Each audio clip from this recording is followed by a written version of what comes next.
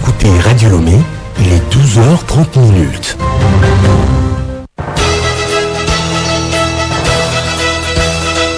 Le journal Hélène Assabi. Auditeurs de Radio Lomé, bonjour et merci d'écouter le journal. Au sommaire, ouverture hier à Lomé de la 8e conférence internationale annuelle fiscale. Les travaux portent sur la mobilisation des ressources internes par les États. Il s'agit d'amener les contribuables à s'acquitter volontairement des taxes et impôts. Deuxième jour ce vendredi de l'offensive russe en Ukraine.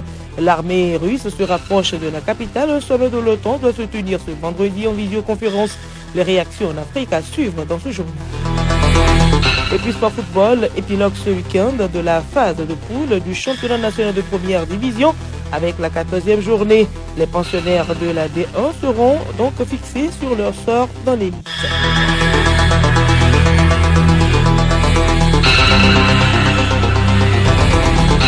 radiolomé.tg. Mesdames et messieurs, une fois encore, bonjour. Audience ce matin à la présidence de la République. Le chef de l'État fort et Sosmania Singé s'est entretenu avec le secrétaire exécutif du Conseil de l'Entente, Marcel Amon-Tano. Au menu des échanges, la situation actuelle de l'institution et la crise politique au Burkina Faso. Marcel Amon-Tano au sortir de l'audience. J'ai eu l'honneur d'être reçu par son Excellence, Monsieur le Président Essozimna Yassimbe, qui est le Président de la République togolaise, mais aussi le Président en exercice de la conférence des chefs d'État et de gouvernement du Conseil de l'Entente. Je suis venu lui faire une visite de courtoisie au moment où je prends mes fonctions, recueillir ses instructions, ses conseils, sa vision, ses orientations. Nous avons parlé donc de la situation actuelle du Conseil de l'Entente, de la nécessité de faire quelques réformes pour que le Conseil de l'Entente puisse prendre une meilleure place dans l'espace sous-régional, puisque c'est quand même l'institution mère qui est née depuis 1959. Nous avons également évoqué la situation au Burkina Faso, qui est un pays membre du Conseil de l'Entente, et le président m'a encouragé et m'a garanti que j'avais tout son soutien pour mener à bien ma mission.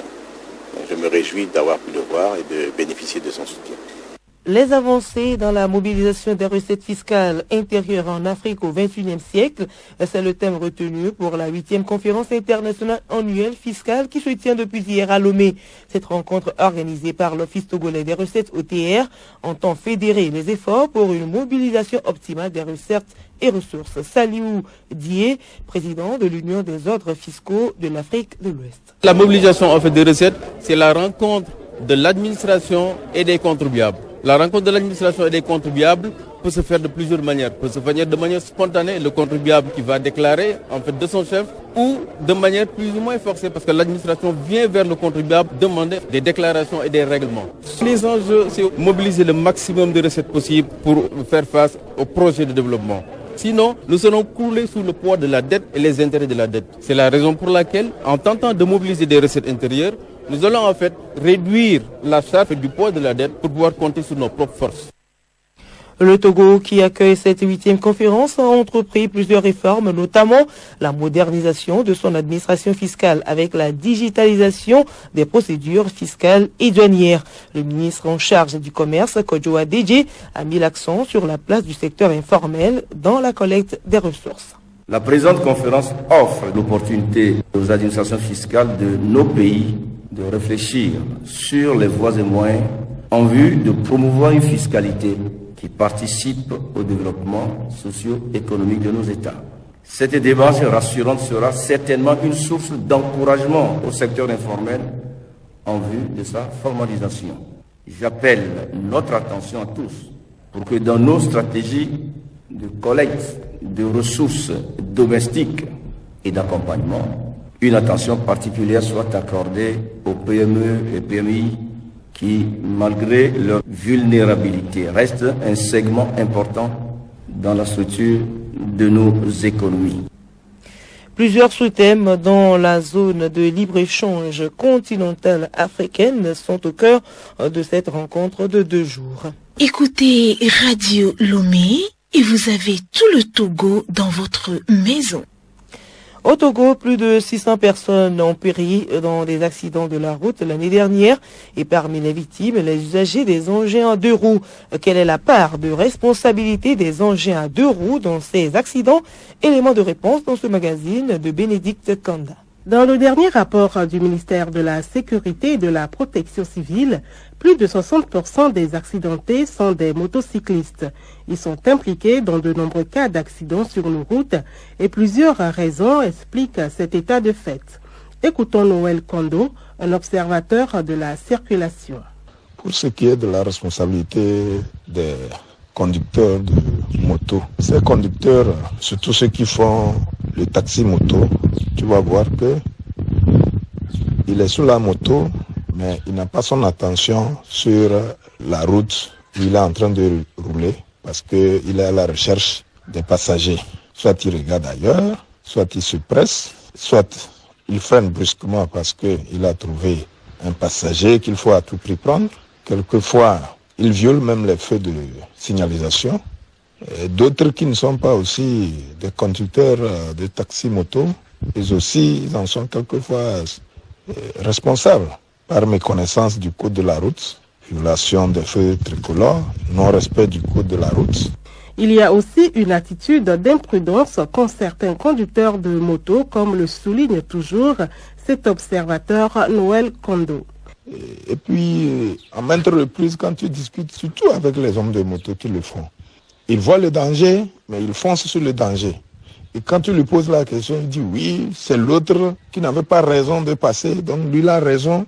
Et puisqu'il a raison, malgré le danger, lui il va foncer. Je dis, mais écoutez, c'est des erreurs, c'est des bêtises, c'est vrai. Il se peut que l'autre n'a pas raison, il a violé le code de la route, mais voyons le danger, tu ne peux pas avancer pour aller rentrer dans le danger parce que tu as raison ou tu as respecté le code de la route. Parce que ça peut t'amener de graves conséquences, voire la mort. Si tu meurs, ta raison ou ton droit que tu as sur le code de la route ne pourra pas te réveiller, ne pourra pas te ramener en vie.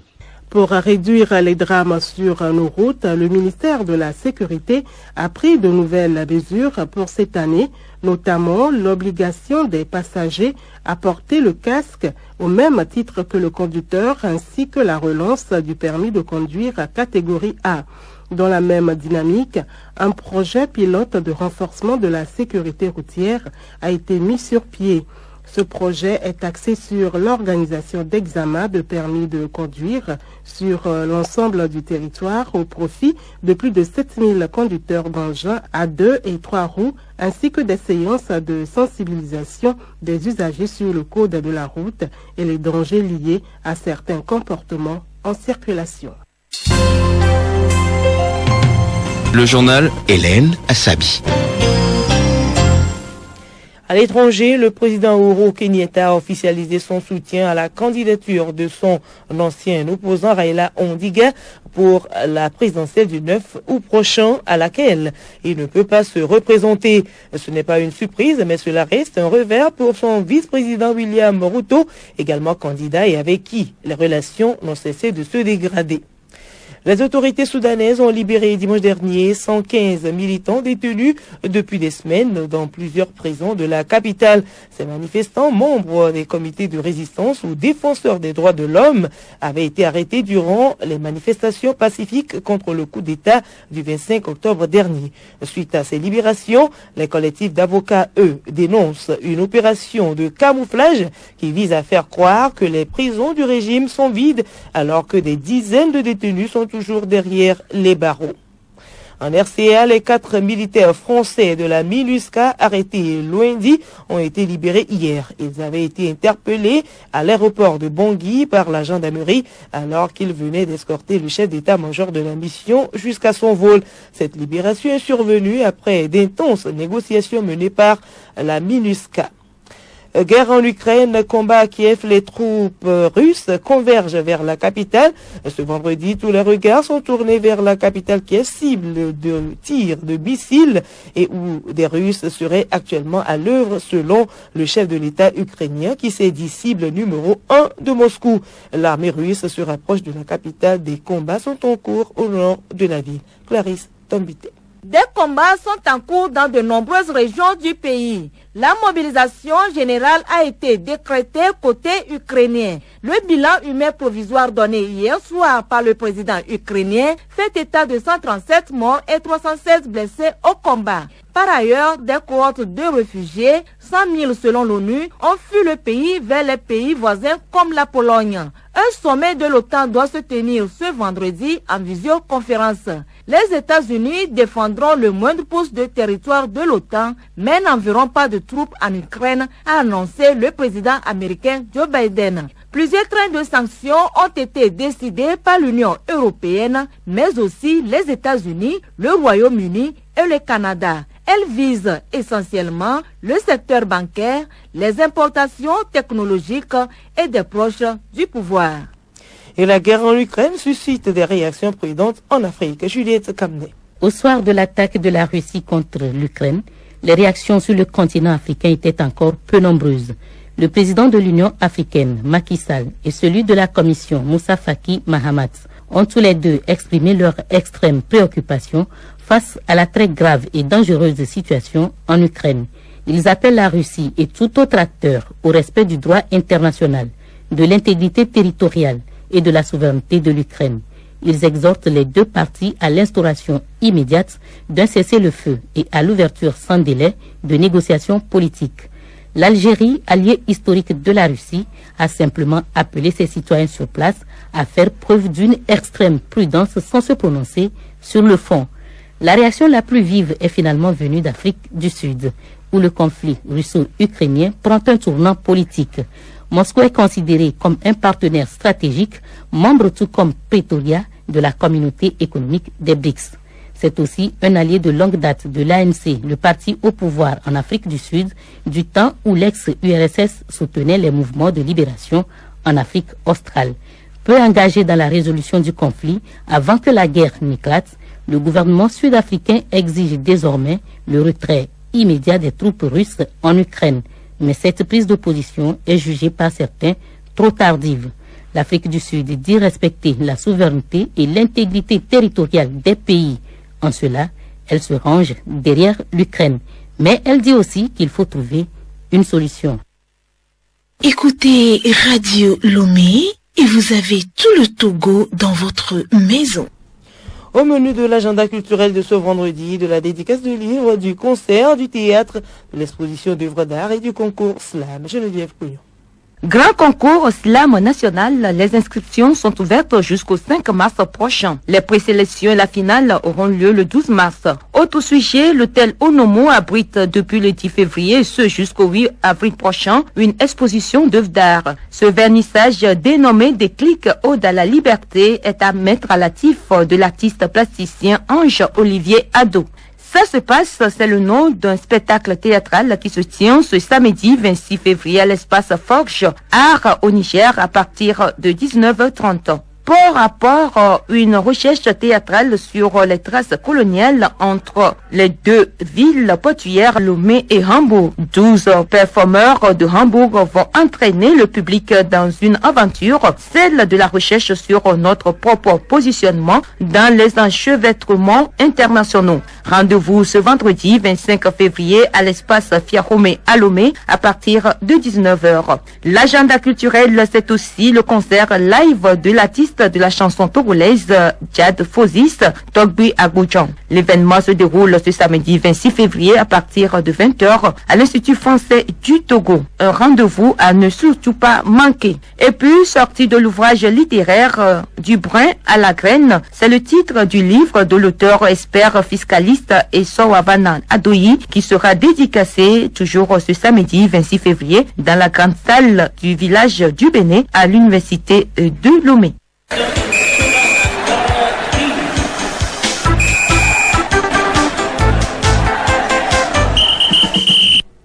Sport football, la phase de poule du championnat national de première division livrera son verdict ce week-end à l'issue de la 14e et dernière journée. Sidito, Gomido, Asco et Aseka sont déjà certains de disputer les play-offs. Il n'en est encore rien pour les clubs comme Togo Port, Entente 2, Unisport ou AS Bina qui caressent toujours cet espoir. Sibyl Lanson. L'espoir de disputer les playoffs ou celui de se maintenir dans l'élite rendra cette 14e et dernière journée très palpitante. Voici les différentes affiches dans la poule A. Dimanche, 4 rencontres sont au programme. À Anéhan, Bourle Soudela que reçoit Gomido de Palimé qui a déjà ses idées tournées vers les playoffs. Au municipal de Lomé, duel de la capitale entre Entente 2 qui rêve encore des playoffs et AS OTR. Au stade de Kégué, AS Togoport, pour le moment 3e, défie Ange de Noche qui essaie de sauver sa saison. À Palimé, Cotocote de la Vie très mal en point affronte le leader Dito de Lomé. Dans la poule B, on avancé ce samedi, se disputent 2 matchs. À Kara, Kakal de Doufelgou 6e sera à l'épreuve du leader Asco de Kara. À Sokodé, il faut dire d'Atakwamedo au mur joue gros en déplacement face au dauphin ASCK. Dimanche, à Kara, Sarah Sport de Bafilo s'explique avec Unisport de Kouloundé qui caresse encore l'espoir des playoffs. Et puis sur le terrain d'Atapamé, c'est Massid Sokodé sera un révélateur de AS Bina qui croit toujours aux playoffs. Les pensionnaires de la 2e division seront aussi au front à la faveur de la 12e journée. Ce samedi dans la poule A, à Palimé, Tombeau de Dacha 3e défie le leader Étoile filante de Lomé. Le municipal de Lomé accueillera la confrontation entre Espoir de Zio 2e et Arabia de Tablibo 4e. L'explication entre JCA d'Agoué 5e et US Agnondi bon dernier, ce sera à Kégué. Dans la poule B, 3 matchs sont prévus samedi et 1 dimanche. Ce samedi à Pagouda, duel sans merci entre Bikenti de Bassar 7e et Agua de Koussuntou 6e. Bunjad Ketao 8e joue CDF Aknour 5e à Bassar. C'est à Bafilo que Koroki Metete de Chamba 3e accueille le leader Fouadan de Dapaon. Puis à Sokodé, Foupa de Sotoubois 4e sera l'hôte de Djoumbé de Mango 2e. Toutes les rencontres démarrent à 15h. Nécrologie pour finir, le football national perd un de ses serviteurs. Le secrétaire général de la FTF, Chris Daké, a tiré sa révérence jeudi des suites d'une courte maladie. Dans un communiqué, la FTF rend hommage à un grand homme qui a servi avec dévouement et abnégation le cuiron national. Le comité exécutif de la fêtière togolaise décide qu'une minute de silence sera observée sur tous les matchs de première et deuxième division programmés ce week-end. Durant les matchs, tous les acteurs du jeu, joueurs, entraîneurs et arbitres porteront un brassard noir pour lui rendre hommage. Dans un tweet, la ministre des Sports, Dr Lydie Bessikama, a également rendu hommage à un grand homme du football.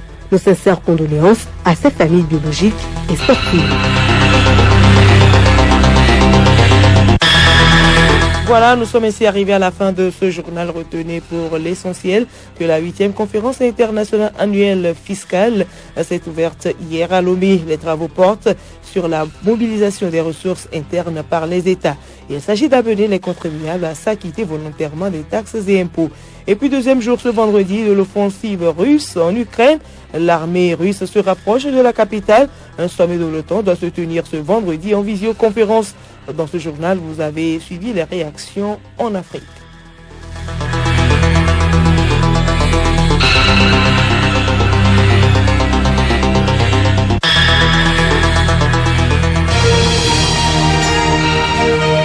Radio Lomé, boîte postale 434, email radiolomé@radiolomé.tg.